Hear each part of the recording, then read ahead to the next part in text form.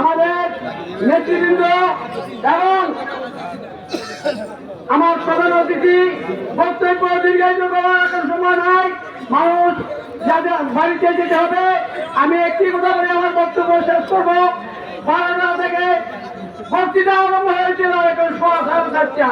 আমি বলতে চাই, আমরা যারা আন্দোলন সংগ্রাম করেছিলাম 15 থেকে আরম্ভ করো 2026 আমরা রাজপথে দিলাম, কংগ্রেস বারান্দায় দিলাম। আমি আজকে বলতে চাই,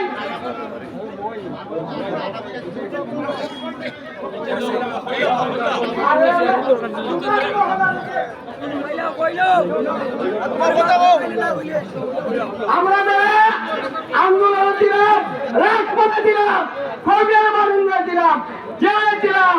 আমাদের আন্দোলন সংগ্রাম ছিল এই কারণে, সামনে 12ই ফেব্রুয়ারি নির্বাচনের জন্য।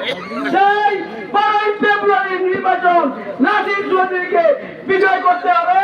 আমরা আজকে থেকে ঘরে ঘরে গিয়ে জিম করে পাহারা দিতে হবে, পাহারা দিতে হবে। এই কারণে শিশির মনি টাকার বস্তা গ্রামে গঞ্জে দিতেছে।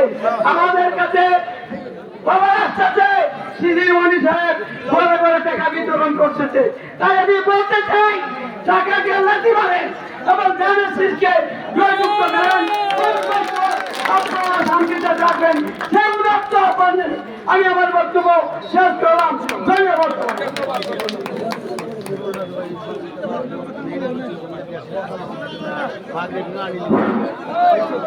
সংগ্রামী উপস্থিতি।